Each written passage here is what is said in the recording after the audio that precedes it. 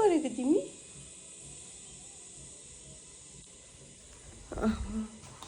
Hello and very good morning to everybody.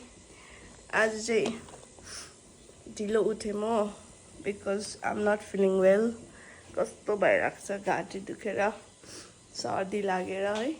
मेरो त दसैँ होइन दशा सुरु भयो जस्तो छ। दशा आमा के गर्दैछ? आमाको त अब हेभी ड्युटी हुन्छ मर्निङ आमाको खाना पाक्दै रहेछ। खानामा के पाक्दै रहेछ हेरौँ।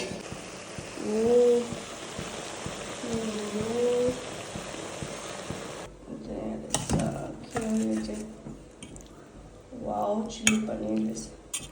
आमाको दामी हुन्छ यो डिस चाहिँ, वान अफ माई फेभरेट्स। खाउ लाग्यो।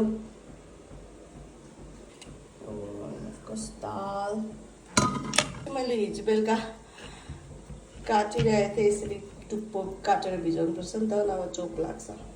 पकाउनै अल्छी लाग्यो। मिन्स अर्कै सब्जी बनाएँ मैले। सुगर चाहिँ छ नि, हिजो दामी बनाएको थिएँ। लौकी विथ क्रिम बनाएको थिएँ हिजो चाहिँ।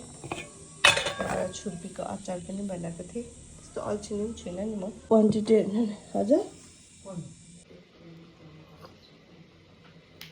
कहाँको आमा? पैयुङको?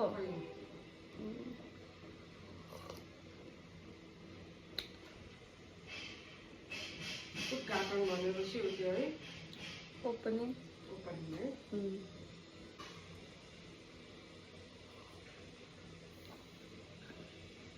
दसैँ नमनाउने नि आमा हाम्रो? मनाउँदैन पक्कै? डिक्लेयर टिका लाउँदैन योपालि पनि?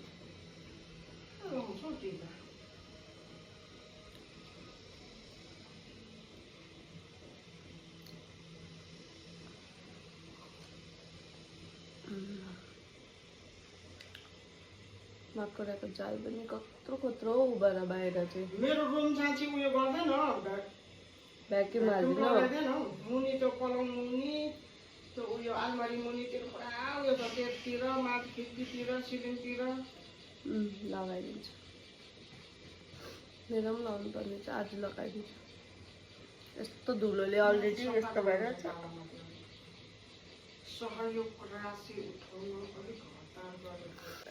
जो मान्छे नि अर्काको घर गएर नि माकुराको जाल, पङ्खामा अड्केको धुलो, खिड्कीको ऐना मैलाहरू देख्छ नि, त्यो मान्छे चाहिँ अर्को पालि नजानु क्या त्यो घरमा। लायकै छैन त्यो घरमा जानु। जो मान्छेले नि अर्का घरमा गएर खिड्कीको ऐना मैला, पर्दा मैला, पङ्खामा मैला, माकुराको जाल देख्छ नि, त्यो मान्छे चाहिँ अर्को पालि त्यो घर नजानु भनेको। लायकै छैन त्यो मान्छे भने। किनभने त्यो घर मैला होइन, त्यो मान्छेको मन मैला हुन्छ।